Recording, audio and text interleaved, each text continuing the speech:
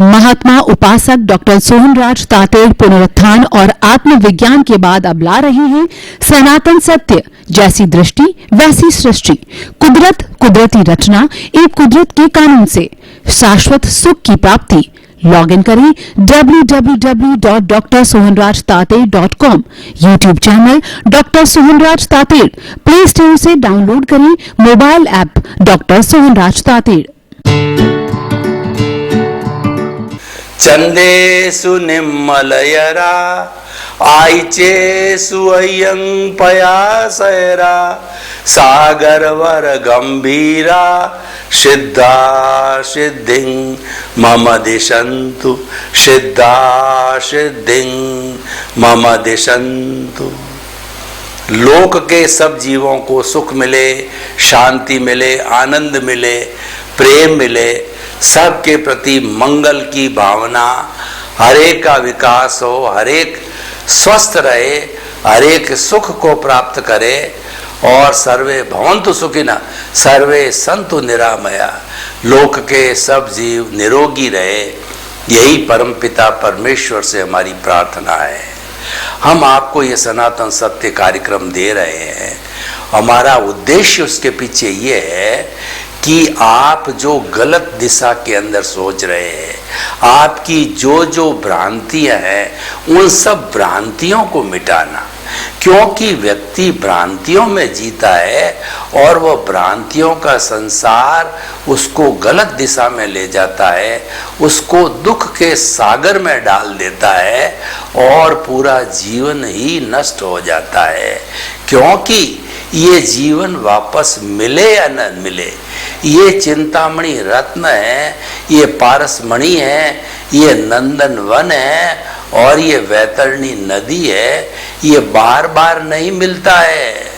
हमारी वैदिक परंपरा कहती है कि 8 भाव तक निरंतर आप सुकृत करते रहो। जब मानव जीवन मिलता है और उसमें आपने कोई भी गड़बड़ कर दी तो आपको 99 भव के बाद मिलेगा, और 99 भव में भी सुकृत करते करते आपने कोई भी असावधानी गड़बड़ बरती तो आपको 999 भव के बाद में मनुष्य जीवन मिलेगा।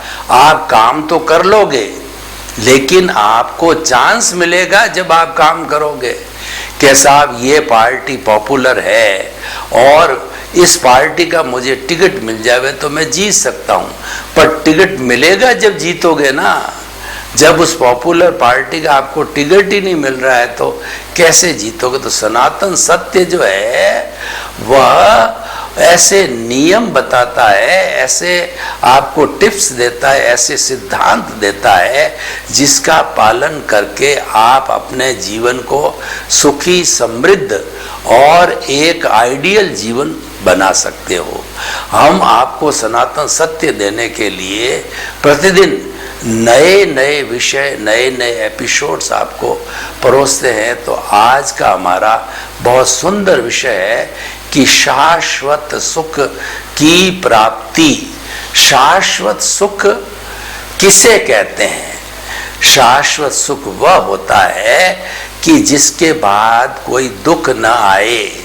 हमारे इस जो है व्यवहार जगत में, सांसारिक जीवन के अंदर जो हम जी रहे हैं, उसमें क्या होता है, कभी सुख है कभी दुख है। हम इन दोनों पलड़ों के अंदर झूलते रहते हैं। एक दिन में कितनी बार इन पलड़ों में झूलते हैं तो हम बोर हो जाते हैं और हम एक चिंतन करते हैं कि इस टेम्परेरी व्यवस्था मुझे नहीं चाहिए।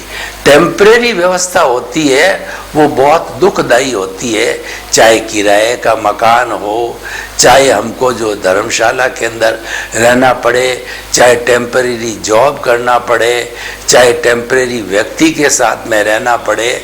तो टेम्परेरी चीज होने से टेंशन बना रहता है, उदाहरण के तौर पर मान लीजिए आपको परमानेंट नौकरी नहीं मिली हुई है और आप 5-5 दिन जॉब करते हो रोज, या हम देखते हैं कि प्रतिदिन जाने वाले मजदूर जो काम पे हैं तो सुबह वो चौक पे जो लेबर के चौक पे इकट्ठे होते हैं, तनाव भरे हुए रहते हैं कि आज मुझे काम मिलेगा या ना मिलेगा। वो नर्वस होके अपने घर लौट जाते हैं और कई बार तो ऐसा होता है कि 30 दिनों के अंदर जो है वो 15 दिन ही ड्यूटी कर पाते हैं, क्योंकि उनका जॉब टेम्परेरी है।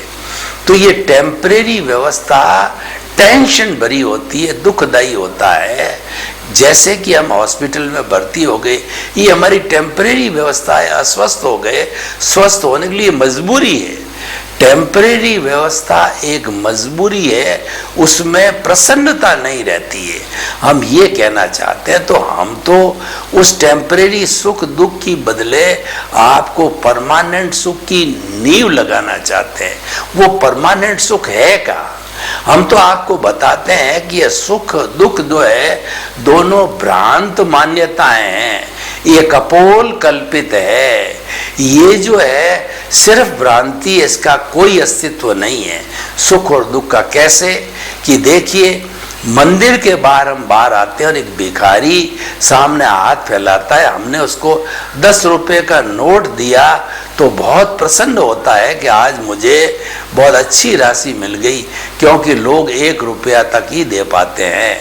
और उसके साथ साथ में हमारे पास से जो है मंदिर में दर्शन करके वेल टू डू व्यक्ति निकला और हमने उसको 10 रुपये ऑफर किए या दिए, तो वह अपनी तोहीन समझता है, वो अपनी बेइज्जती समझता है, उसके लिए वो दुख का कारण हो गया।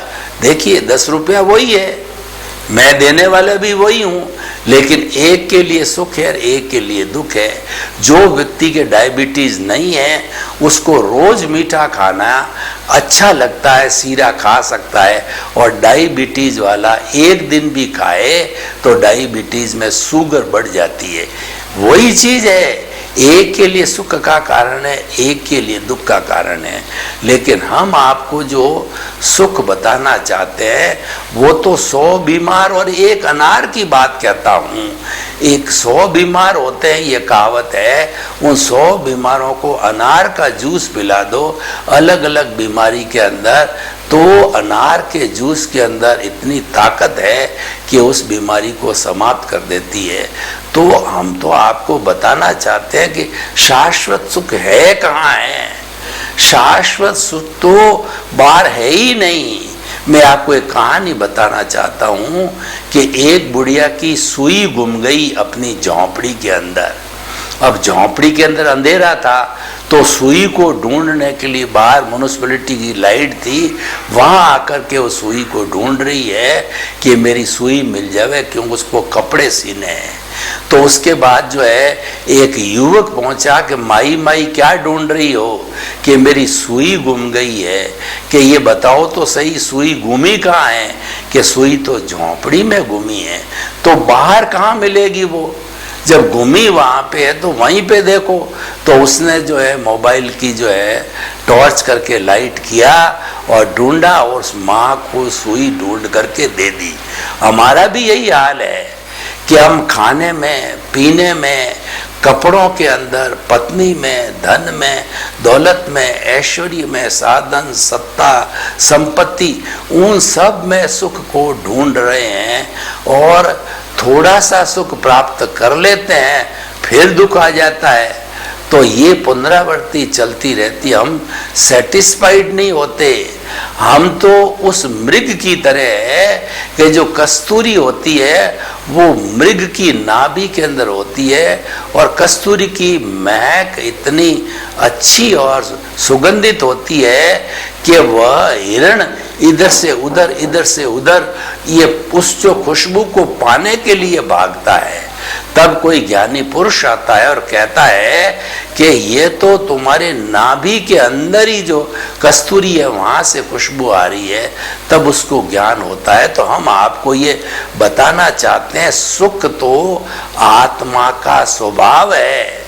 आत्मा का लक्षण है, आत्मा की प्रॉपर्टी है, आत्मा की कैरेक्टरिस्टिक है, जिसको हम ब्लिस बोलते हैं, जिसको हम शाश्वत सुख कहते हैं, जिसको हम सुख का धाम कहते हैं, जिसको हम अनंत सुख कहते हैं। तो वो भीतर इतना सुख है कि उसके बाद दुख आता ही नहीं है, दुख के परमाणु ही समाप्त हो जाते हैं, केवल सुख ही सुख होता है। इसीलिए हमारा भीतर जो प्रभु विराजमान है, जो अशरीरी है, उसको अनंत ज्ञान, अनंत दर्शन और अनंत शक्ति और अनंत सुख का भंडार कहा है। यानी उसके अंदर सुख ही सुख है। जो बाहर हमको सुख दिखाई देता है, सत्ता, संपत्ति और जो है संबंधों में जो हमको सुख दिखाई देता है, वो तो एब्सोल्यूट टेम्परेरी है। वो तो आता है जाता है, दिन में कई बार आता जाता है, वह उसका लक्षण नहीं है।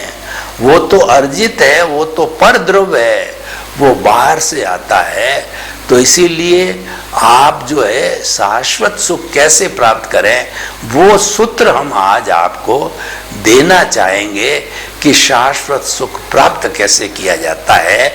और उस शाश्वत सुख को ढकने वाला, शाश्वत सुख की अंतराय लगाने वाला, शाश्वत सुख होने नहीं देने वाला कौन सा कर्म है, उस कर्म को हम कैसे साफ करें।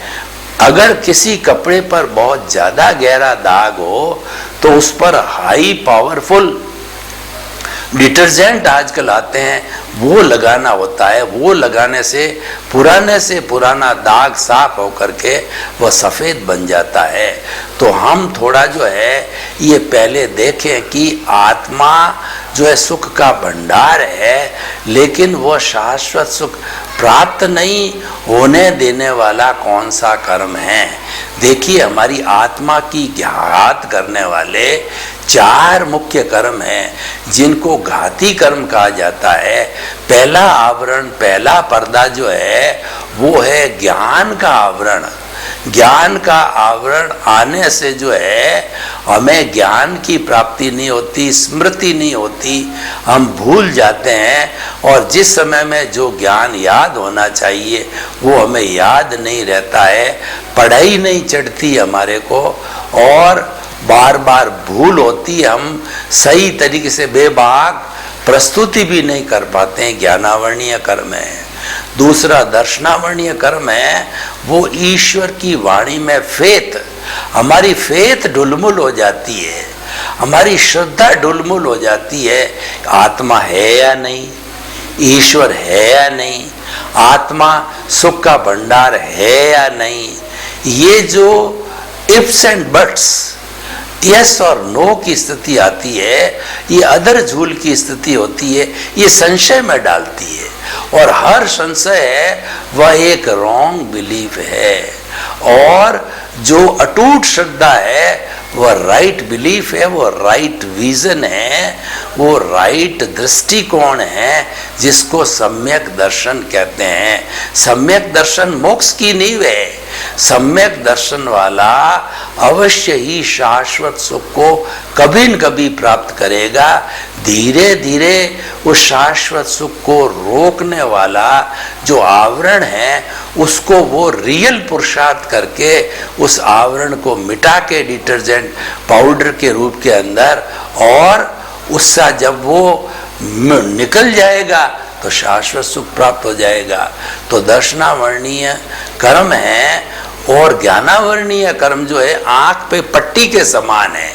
जैसे आंख पर पट्टी बन जाती है, आदमी को दिखता नहीं है, तो आत्मा पे ज्ञान की पट्टी बंधने से, आवरण आने से, कवरिंग आने के कारण, कर्म आवृत होने के कारण, जैसे कि सूर्य को बादल ढकते हैं, तो ढकने वाले कवरिंग के कारण ज्ञान प्राप्त नहीं होता है, आत्मज्ञान नहीं मिलता है, सनातन सत्य नहीं मिलता है।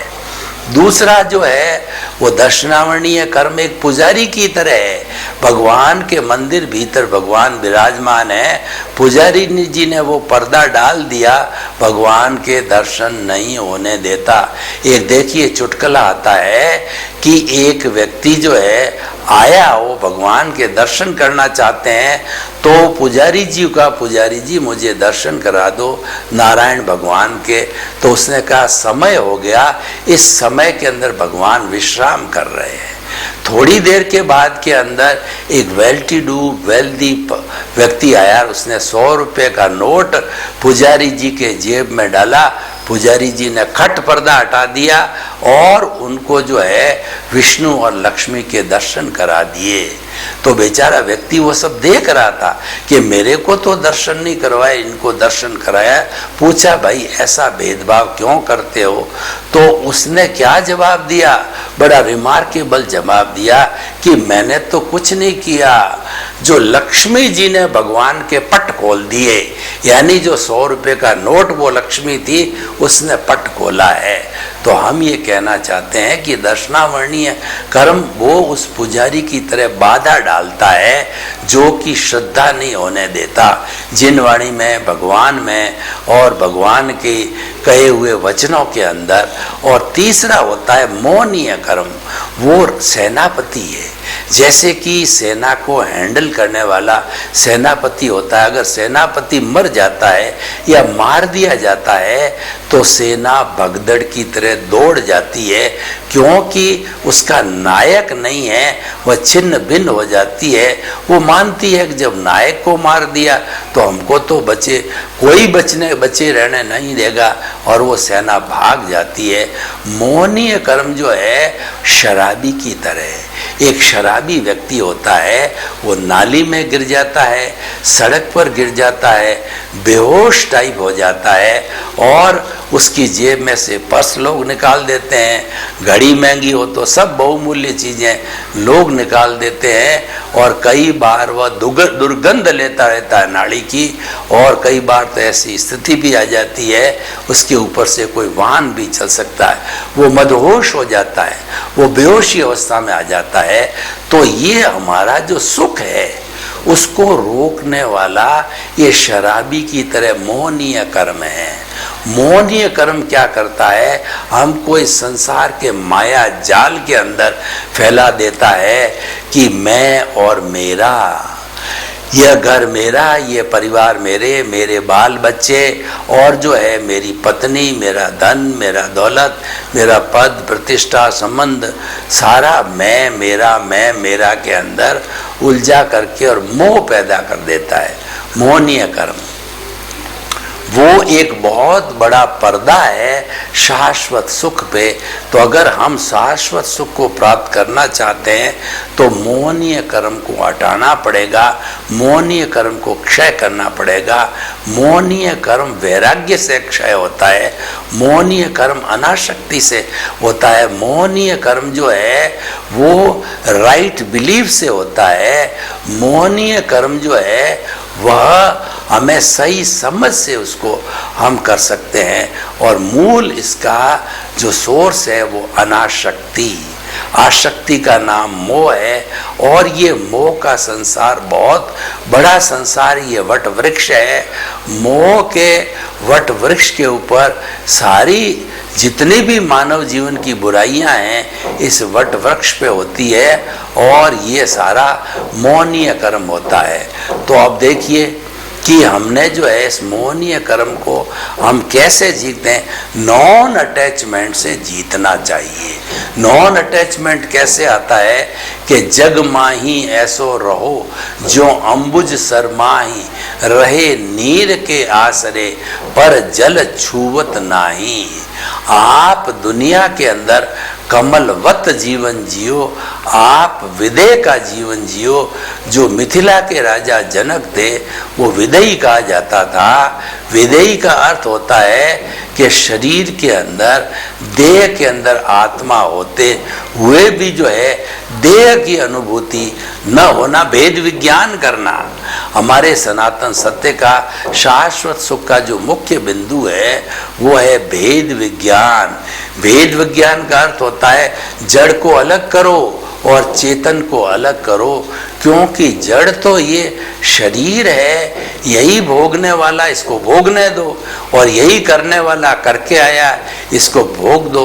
लेकिन तुम्हारा जो शाश्वत सुख है वो तो चेतन तत्व के अंदर, वो चेतन का आदि अनादि गुण है। तो उस गुण को एक्सप्लोर करो, उस गुण को याद करो, उस गुण को हाईलाइट करो, तब जाकर के शाश्वत सुख की प्राप्ति हो जाएगी। तो मोहनीय कर्म का हम अनाशक्ति से, यानी कमलवत जीवन, कमलवत जीवन क्या होता है कि जो कमल होता है उसका फूल ऊपर की तरफ रहता है, तो वो तो समझता है कि मेरा जो है वह, मेरा संबंध सीधा सूर्य से है, लेकिन मेरा उस कीचड़ से कोई लेना देना नहीं है।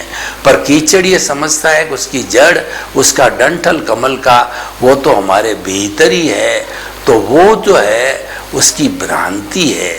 तो वो दोनों अपने अपने हिसाब से रहते हैं। आप तो जो है ज्ञाता दृष्टा में रहो, यही भेद विज्ञान है और यही शाश्वत सुख को प्राप्त करने का सिद्धांत है।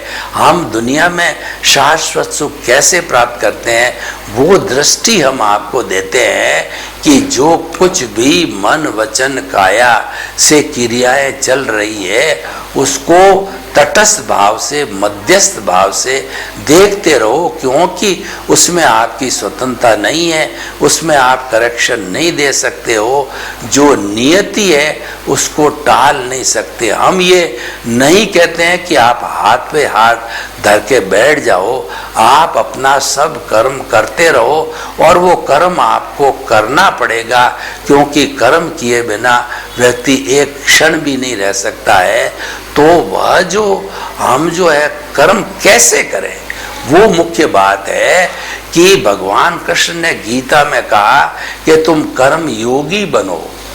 तुम जो कर्म करो वो निष्काम कर्म करोगे तो सही अर्थों में कर्म योगी बन जाओगे। निष्काम कर्म क्या होता है कि जो काम करना है वो करते रहो, और करते करते उसकी फल की इच्छा है। एक ही कंडीशन है उसके अंदर कि फल की इच्छा मत करो। फल तो देखो जो आना वो आएगा, वो फल तो आपके हाथ में नहीं है, वो तो कुदरत के अधीन है, वो तो नियति के अधीन है। जैसा आपने पेपर दिया है उसका आपको रिजल्ट मिलेगा, और वह रिजल्ट तो इस जन्म में मिलता है। पेपर पिछले जन्म के अंदर दे चुके थे आप, जो किए, जो ध्वनि की थी पिछले जन्म में, उसकी ये प्रतिध्वनि है पिछले जन्म में। जो आपने एक्शन किया था उसका रिएक्शन है पिछले जन्म में। जो आपने कॉज डाले थे इस जन्म के अंदर वो इफेक्ट है। वो तो अपने हिसाब से होगा, वो आपके चाहे अनुसार नहीं हो सकता है। अगर आप कहते हो मैं तो बहुत पुरुषार्थी हूं, तो मैं आपको 2-3 बातें बताता हूं कि आप भारत के प्रधानमंत्री बन के बताओ। दूसरा मैं पूछता हूं कि आप करोड़पति बन करके बताओ। तीसरा मैं पूछता हूं कि आप अपने बेटे को जो है, जिसको पढ़ाई नहीं चढ़ती है, उसको IIT इंजीनियर करके बताओ। नहीं हो सकता। अरे भाई आप पुरुषार्थी हो, सब कुछ आपके हाथ में है, तो आप करके दिखाओ ना। आप करके क्यों नहीं दिखाते हो? आप तो चाहते हो कि मैं करोड़पति बन जाऊं, आप तो चाहते हो कि मैं प्रधानमंत्री बन जाऊं, जो कि लाइन में है। आप तो चाहते हो कि मेरा बेटा इंजीनियर बन जावे, पर होता क्यों नहीं है? वो इसीलिए नहीं होता है कि पूर्वकृत कर्मों के फल के अनुसार ही वो बनेगा और आपको मिलेगा। उस पर कुदरत का कानून लागू होता है कि आपको जो उपादान लेके आए हो उसके अतिरिक्त आपको जो है एक सुई जितनी भी और ज्यादा चीज आपको नहीं मिलेगी, क्योंकि जो कुदरत का कानून है वो अटल है।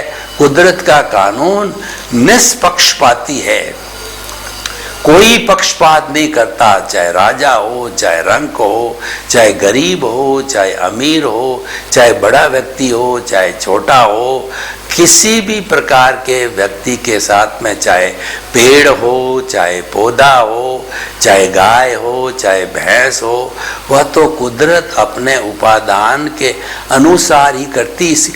इसीलिए इसको बोला जाता है कि हुआ सो न्याय। जब होता उस सिद्धांत से है, पूर्वकृत कर्मों के अनुसार होता है, तो आप टांग अड़ा करके अपना सुख चैन क्यों खराब करते हो? उसको तो मात्र देखते जाओ, देखते जाओ। ये देखने की कला, इसका नाम है दृष्टि विज्ञान। जानने की कला, देखने की कला, ये टर्निंग पॉइंट है।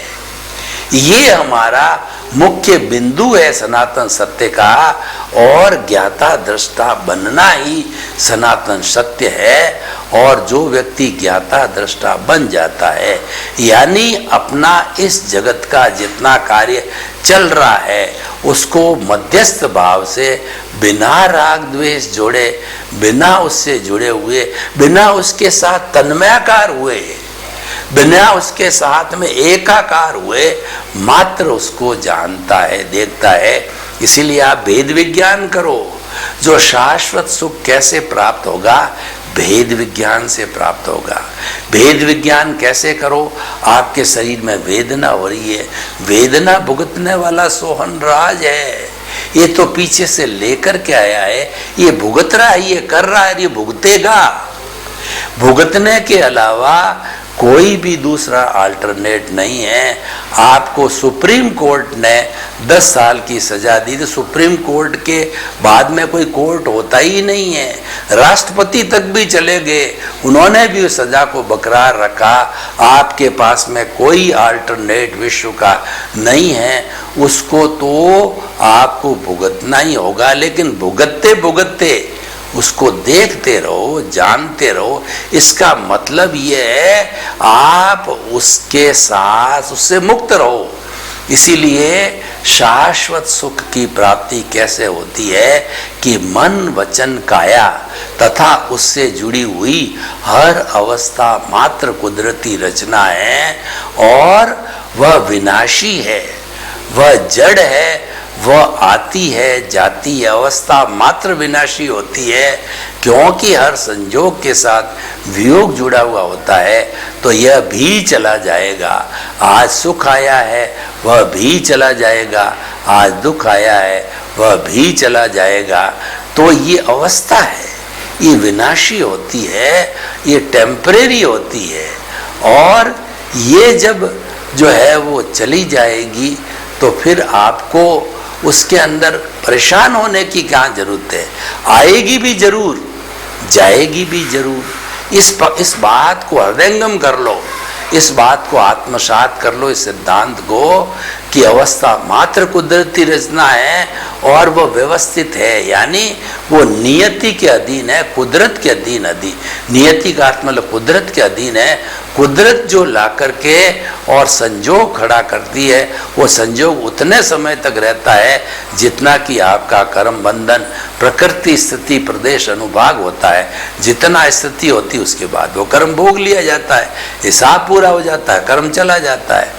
तो इसीलिए जो है हमें शाश्वत सुख की प्राप्ति करने के लिए दूसरे शब्दों के अंदर हमको ज्ञाता दृष्टा होना पड़ेगा, हमको भेद विज्ञान करना पड़ेगा, और हमें समझना पड़ेगा कि शाश्वत सुख बाहर है या भीतर है।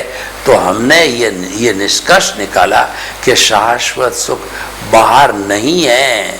बाहर तो ढूंढना उस बुढ़िया की तरह है जो कि घूमी तो सोई जो है वो झोंपड़ी में है और ढूंढ रही है, झोंपड़ी के बाहर ट्यूबलाइट के अंदर ढूंढ रही है, वो भ्रांति है। यानी सनातन सत्य को प्राप्त करने से शाश्वत सुख की प्राप्त होगी।